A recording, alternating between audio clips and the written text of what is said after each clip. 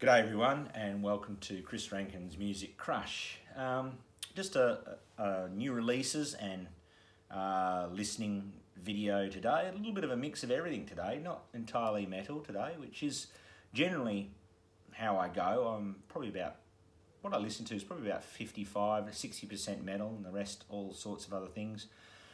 New releases, a massive stack of new releases that I got through.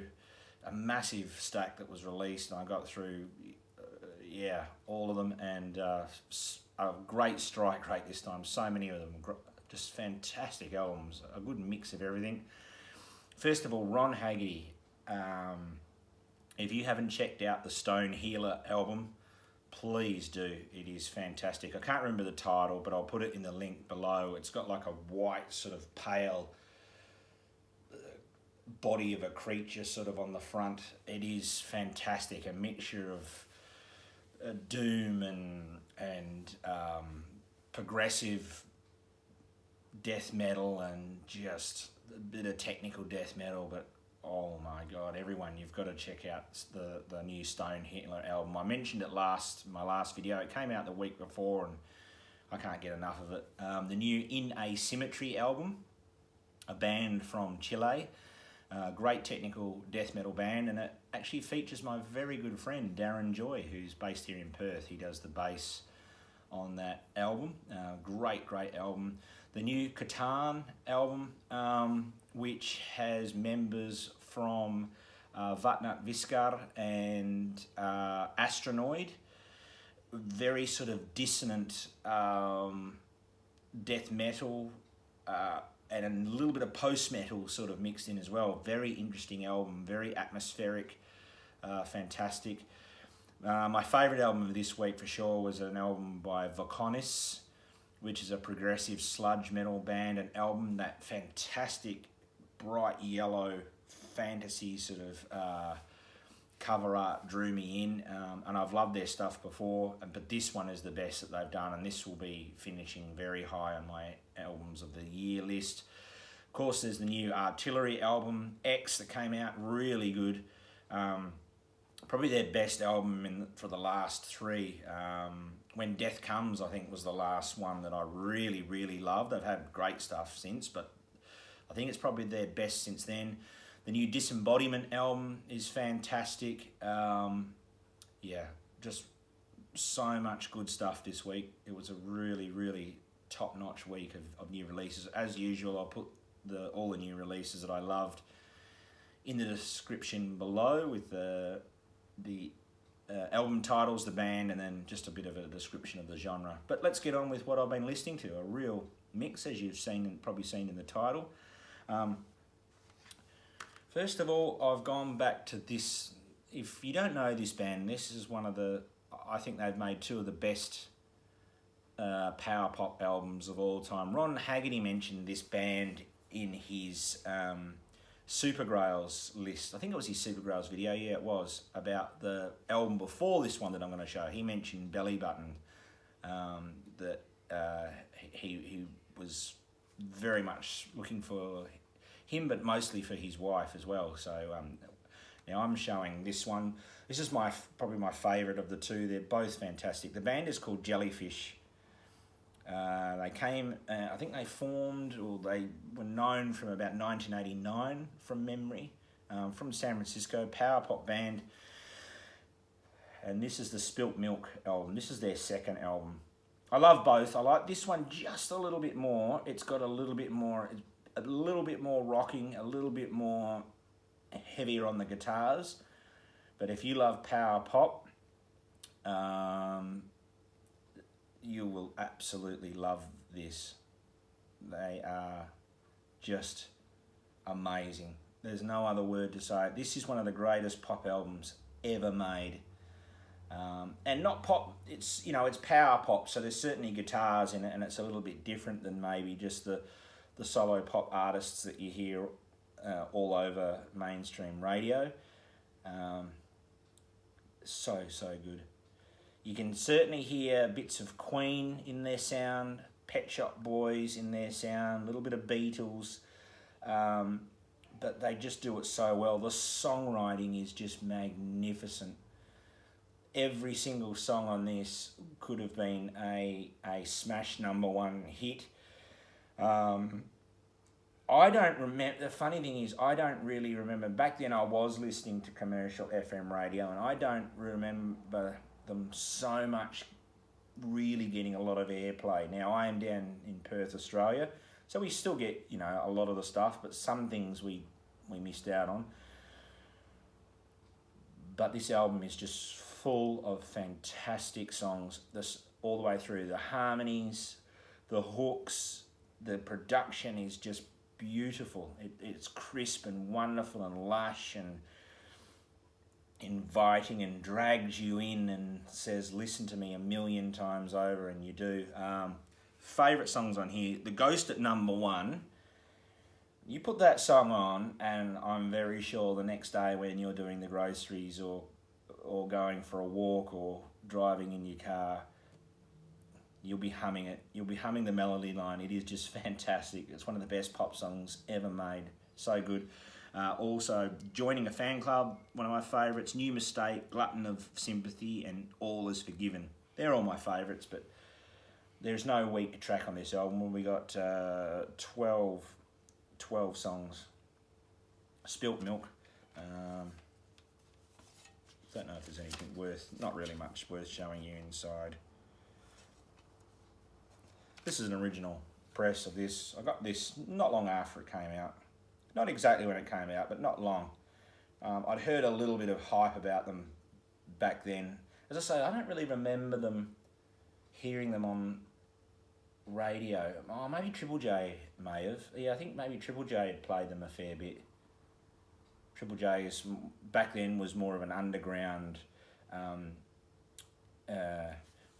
specialising in sort of alternative music. You know, they did metal and alternative pop and indie. They were the real driving force behind more obscure music at a national radio station. So good. If you don't know Jellyfish and you haven't heard this album or Belly Buttons, make sure you give them a listen. They are good, so good. One of the best power pop albums ever made. And sadly, they only made 2 albums. After they made that one, they did a big tour for that album, and then they broke up. And that was it. 2 albums, and that was all they did. So good. So yeah, if you like Beatles, best way, I don't really like doing for fans of, when I talk about music, if I write reviews on my Headbangers page or I talk about this, I don't like to do it because then I feel you instantly cut off people that may have listened to it but didn't because perhaps they didn't like those bands. And just because you say something's for fans of, it doesn't necessarily mean it's always going to work. But I will, for this one, I would say for fans of the Beatles, Queen and Pet Shop Boys, that would be probably the best to describe them. Just awesome in every way. So in the title of my video, I put The Birth of Metal. So everyone always talks about, 69 and 70, Black Sabbath, although I think, there was bands before Black Sabbath doing heavy metal for sure, Blue Cheer, High Tide, lots and lots of bands that were doing heavy metal. But for me, this is where the birth of heavy metal started, all the way back in 1914. Now, this record isn't 1914. This is actually 1971 of this. Now, I'm talking about... Now, the whole suite is obviously Gustav Holst's The Planets. Magnificent. One of my favourite classical pieces of all time. And, of course, he first composed... started composing it in 1914 and then finished it... he finished it... I can't remember whether he finished it 1917, and then I read that he first performed it, or it was first performed, in 1918, but I think he finished it late 1917. Now, the first part of it that he did, so what it is, it's a suite. What have we got? A 7-part suite, and it goes through all the planets. Now, the first one he did was Mars, the Bringer of War, and that one he wrote and composed in 1914. And that's the track, that's the part that I think is the birth of all things heavy metal. So good. You listen to that song, you listen to, and in your mind think of all the different types of metal that you've heard ever since. And it's that song, that chugging sort of style, the rhythm, the beat, the heaviness, the darkness, the title, Mars, the Bringer of War, just everything about it. And it was kind of coincidence that he composed that just as World War One was breaking out. He did actually think about enlisting, but they said that he was... his physical form wasn't good enough, so he kept on writing and composing music. And so it was first performed in 1918. This is a 1971 press. This was done by the Boston Symphony Orchestra. You ever notice how the Boston accent is the closest to the Australian accent?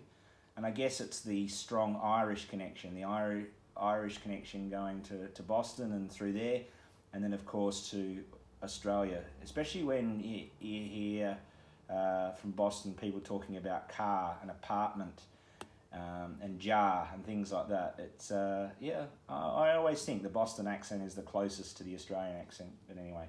So there we go. This is on the Deutsche Grammophon label, 1971. That's the main one there that I'm talking about, Mars, the Bringer of War. But everything's fantastic. Goes through all the different planets, except Earth, obviously. But yeah, if you've never heard Mars, the Bringer of War, YouTube it today. Hear a good version. Make sure you hear a proper, good orchestral version with all the big sounds and the drums and everything.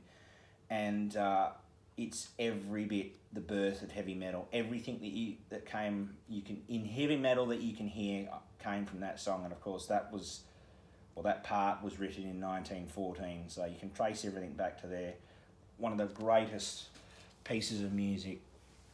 I absolutely love it. It's just metal, and it was back then, but it's just everything heavy metal about it. It's heavy. It's dark. It's science fiction. Although Mars is not really fiction, but you know what I mean. It's just everything in the way the melody line runs. It could be for a doom metal track or a power metal track. The rhythm and the bass and the drums is for new wave of British heavy metal or death metal, and even the drumming. Some of the drumming, you've got the faster bits, which could be black metal or blast beats and death metal. And as I say, that's 1914, and just absolutely love it. Been listening to this beauty a lot with old Johnny the Seal there. Yeah. What a dude. Why not, eh? Of course, this is their third album, 1981. Just an absolute ripper of an album. This is an original UK pressing on Elektra. Plays beautifully, this album. Not, I know everyone always goes on about the 180 gram records and so forth, but this is a very, very thin record. It really feels light when you put it on, and it plays perfectly. And that's 40 years old now, and it plays like a dream. But favourite songs on here, I mean, I could list almost the whole record, to be honest, but Swords and Tequila, one of the greatest opening tracks of all time. Fire Down Under, absolute brilliant. That riff in Fire Down Under, so good. Feel the Same, a little bit of a slower song, but it's got that big hook, sort of a mid-tempo thing. Don't Hold Back, I love. Outlaw, so catchy, so catchy. Altar of the King, it's got those really speedy sections through the song that really, really gets fast and going. What an absolutely fantastic album. Love this to bits. Love Guy Speranza's vocals. Speranza, I can never remember how you say his name. Just a classic. Of the earlier albums, this is my favourite by a fair bit. Overall, though, and I don't have a physical copy, but overall, my favourite Riot album is The Privilege of Power. Absolutely love it. The one that's got I think the father and the son, they are looking in through the shop window, and it's got all the TV screens. Love that album. If you ask me, that's probably the best American Iron Maiden album ever made, if you know what I mean. Just an absolute cracker of an album, and a little bit longer and proggier in some parts, but let's face it, at that stage, I think Privilege of Power was 89, might be a little bit later than that, but let's face it, you know, Maiden had started doing longer songs, Rime of the Ancient Mariner, and some of the songs, and the proggy nature of Seventh Son of the Seventh Son, so definitely not saying that Riot copied, but you could, I don't know, as I say, I think it's the most American Iron Maiden album ever made, but yeah, Riot, obviously, great band from New York. Absolutely love Riot, and to this day, I know they're called Riot 5 now, but still putting out just fantastic albums, brilliant albums every time. Love Riot. Now this band, I haven't shown this band much, and I will, because they are one of my all-time favourites. I'm going to do a discography video on them as well. A band out of Raleigh, North Carolina, and that's Between the Buried and Me. Now, don't let this album cover fool you. If you don't know this band, this is their third album, definitely third album. And this is the one where they really started to be known, and this is the one where you could really hear their sound. The first two albums of theirs were just straight up heavy. Now, as I say, don't let this album cover fool you. This is one of the most heaviest albums ever made.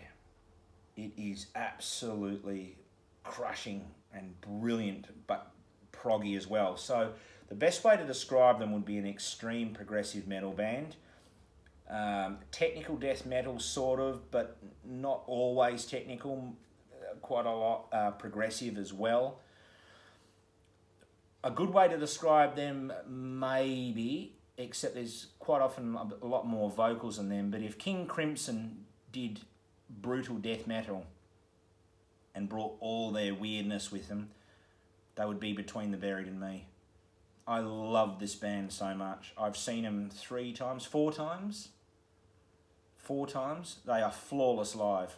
Absolutely flawless live. I've seen them do a couple of albums of theirs in their entirety. No, one album. Sorry, one. I was thinking of the EP. They did one full. I've seen them do one full album in its entirety, and just amazing. Tommy Rogers, the vocalist, brilliant. Can do the deepest of nastiest growls possible, but also does the clean vocals as well. And yeah, this is the album. The first two albums were straight up heavy, and this is where they started to become definitely a progressive death metal band.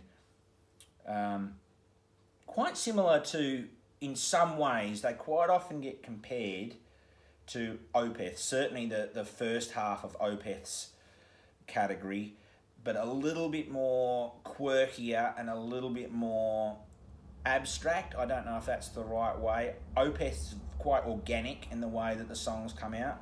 Between the Buried and Me are a little bit more scientific, if that makes sense. I don't know if that's the right way to say it, but love this album. My second favourite album of theirs, my favourite album of theirs is in my top 5 albums of all time, which is called Colours, and that is just a masterpiece from start to finish. So my favourite songs on here are Robo Turner, Alaska, the title track, Croquis and Boat Shoes is just punishingly heavy. So heavy. It's magnificent. But the song on here, and the song that really got them known and what this album's known for, and it's still one of their biggest songs ever, is called Celtic, The Endless Obsession. And it is one of the greatest progressive metal songs ever made. It is magnificent. So yeah, Between the Buried and Me from Raleigh, North Carolina. Great band, great album. And yeah, I will. I'm planning quite a few of the discography videos I'm planning. Between the Buried and Me is definitely one of them. I'm not sure if I will do a ranking video or just a straight discography video. But yeah, I'll get around to it. Next up, some of you probably know this collaboration between Russell Allen of Symphony X and Jorn Lund of Master Plan, and obviously Jorn has done quite a lot of vocals for Avantasia as well. Lots of other things he's done vocals for, and of course Russell Allen, Symphony X, and he's done quite a lot of vocals for other people as well. Fantastic. This is the first time they got together and did this, so it's called Allen Land. There's been three others of these, and then Russell Allen did another one that came out I think it was last year or the year before, I think last year, called Alan Olsen. And some of the tracks have both of them singing on it, and then the other tracks, one will be Russell Allen, the other will be Jorn Lund. Very melodic, very upbeat, very catchy. Not all that heavy. I mean, it certainly rocks and it gallops. Not quite power metal. It sort of falls between melodic heavy metal and power metal, but it's more on the side of just straight up melodic heavy metal. The vocals are very much the main thing. The vocals, the hooks, choruses with a big, lovely sounding vocals all in together, big hook choruses that you want to sing along to, but not quite power metal where you're sort of wanting to drive an army across the sea and so forth into battle. It's more, the choruses almost have like a pop chorus sensibility about them, really, rather than a chanting going into battle type feel, even though the album is called The Battle. I'm going to take out the sleeve for this one because the artwork is really something else. And every one of their albums, the artwork is like this and it's quite similar feel, but the creatures look a bit different on each one. So good. Very, very, very good album indeed. My favourites on here are Wish for a Miracle is great. Silent Rage is great. Universe of Light, so good. But my favourite track on here for sure is Come Alive. I don't want to spend time putting the CD booklet back in. Also, this is Magnus Carlsen on here. I almost forgot to say. So Magnus Carlsen does it. So Russell Allen and Jorn Lund do the vocals, but Magnus Carlsen does most of the music on here. Certainly the guitars and so forth, and he does the keyboards. Magnus Carlsen you probably know of from Primal Fear. In most recent years, since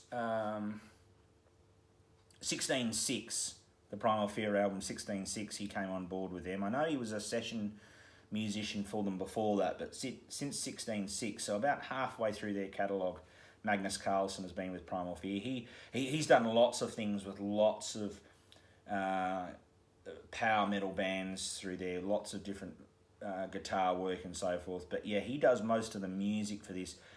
And I'm pretty sure from memory, he wrote pretty much the whole album as well. So it's funny, Russell Allen and Jorn Lund get their name on the front and they get the whole thing that it's all them. But I'm pretty sure from memory that Magnus Carlsen actually wrote it all and performs the music. So yeah, great album. Bev, Clarko Vision, if you don't know that album, you'd absolutely love that album. It is so good. Now this, I pulled this out of the rack. Haven't heard this for a little bit. You know what? 8 years on. This came out in 2013. A band from Vancouver, Canada. Oh, Canada. I am going to do a video on Canada one day because pound for pound, they are one of the best metal countries of all time. Just so good. But yeah, this came out in 2013. 8 years on, this still gives me goosebumps. It still blows me away. Some of the best songwriting. The album has some of the best collection of riffs you'll hear on any one album. It is magnificent. Absolutely fantastic in every way. 2013, this finished extremely high on my top 100 albums of 2013. Love everything about it. They've only ever done 2 albums. They did one more after this that came out in 2016. I can't remember the name of the title of the album. I still like this one the better. So technically this is classed as progressive metal. Sometimes you'll see it written as extreme progressive metal, although it's not quite as extreme as, say, Between the Buried and Me. But there are certainly elements of doom and stoner metal in here as well. The riffs have that sort of really catchy hook riffs like you'd hear on a Clutch album, say, or I tell you, like early Mastodon, like the Remission albums, Blood and Leviathan. I was going to say Blood and Thunder. That's the song off Leviathan. Remission, Leviathan, Blood Mountain definitely has the riffs and a bit of the sound that you'll hear on the Mastodon albums. I sometimes say that this is the best Mastodon album that they never wrote. And that's not to say they're derivative of Mastodon at all. No way. But it's a good way to introduce them to people that might not know them. Once again, little bits of Opeth about them, I suppose, as well. Like the Ghost Reveries type era. So good. Absolutely fantastic. Overthrown. There's a riff there. 1 minute 15, 1 minute 20. Mind-blowing. You've also got The Longest River, which is sort of the bigger epic song on here. A lot of the songs are quite longer. They're all sort of at least about 5-6 minutes long. There's a few sort of 7-8 minute songs on here. Raise the Sun, the opening track, is so good. It's just absolutely fantastic. But my favourite on here is a song called Faith and Oath. And the main riff that kicks in at about the 1 minute mark is the stuff of legends. Absolute stuff of legends. Brilliant song, Faith and Oath. But the whole album, there's no song on here. Giants is probably the heaviest song on the whole album, but there's no song that I skip. I just love every minute of it, and which is a good sign, because when the songs are kind of a little bit longer, if there's something you didn't like, you'd skip straight away, right? Because you don't want to sit through a longer song, and it's just not the case with this. So good. I wish they'd come out with another album. I'm pretty sure they're still going. I didn't hear that they're not. Yeah, the band is called Ancients. They're with a double I. And the album Heart of Oak, 2013. Mind-blowing. Absolutely mind-blowing stuff. So prog. Prog's always in my life. Simple as that. I've been playing this one quite a bit lately. Genesis, selling England by the pound. Fantastic album, really great. Oh, probably either my second or my third favourite. I might like Nursery Crime a little bit more than this. You all know that Foxtrot's my favourite Genesis album. I think that's flawless. Not to say that this is not, but just everything about Foxtrot is perfect. And there's no weakness on this, but I love this. The fifth album? I think it's their fifth album. I can't remember now. This is on the famous Charisma label. This is a reissue. 2018 reissue. I got this when it came out. I didn't have this. I think I had it on... Yeah, I've still got it on CD, but I didn't have it on record, and I saw it. Thought, yeah, why not? And it sounds great. Beautiful all the way through. Of course, you've got Dancing with the Moonlit Knight. Of course, Knight spelled K-N. One of the heavier Genesis songs. There's some real quite heavy sections in here. Bordering on heavy metal, that's for sure. The guitars and the bass and the drums, quite heavy and really good, you know, for a metal guy like me. It really goes well. Firth of Fifth, magnificent. Probably my favourite song on here. And then, of course, side 2 starts out and most of it's taken up by the Battle of Epping Forest, which is about the gangs of East End and the gang wars on the East End on Forest Road. And it's so good, once again, Peter Gabriel doing his sort of singing with conversation and taking on different characters as he's singing, and just fantastic. Love it.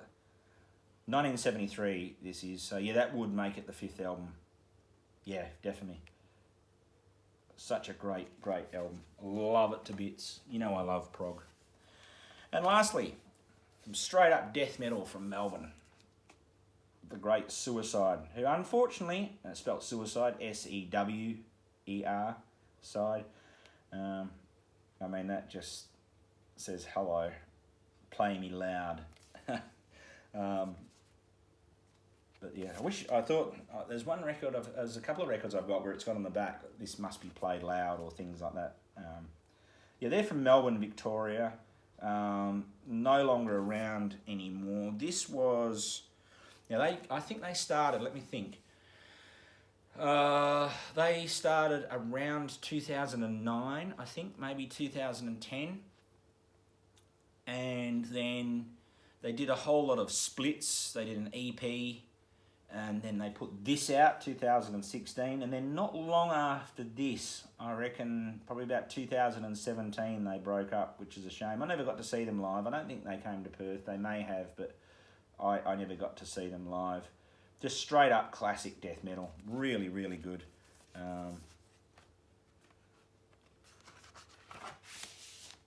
Whole lots of stuff in here. Of course, there's a poster. Just having a look if I know any of the band members, but no. Poster. There they are down there. Really nice little piece here brought out by the band. I've had this for a little while. I've had this for about 2 years. I didn't get it when it first came out. Yeah, got all the lyrics there. Suicide.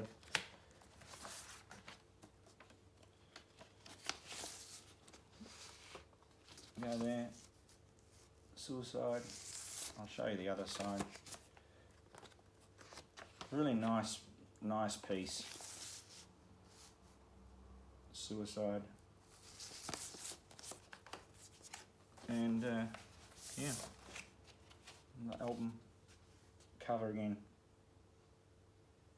Just brilliant, straight up classic death metal.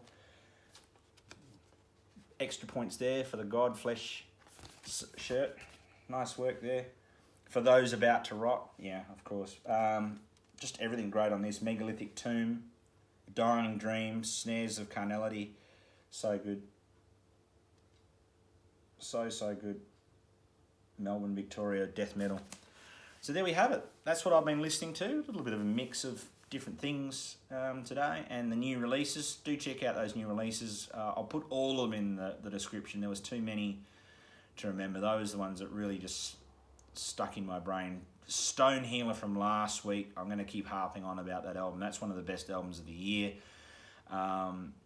Vokonis, so good. Progressive sludge metal. Reminds me a little bit of the DVNE album. I don't know how to pronounce that, but the DVNE album that I talked about a couple of months ago reminds me much of that. So it's Mother's Day in Australia. Happy Mother's Day to my mum. Happy Mother's Day to all of the mums watching, and thank you all for very much for watching. I really appreciate all of those who watch and comment. I do make sure I get around to all the comments. Sometimes it's a little bit delayed me getting back to them because of my work schedule and life, I guess, but I do make sure I do. So thank you all for watching. I really appreciate it, and I'll catch you soon.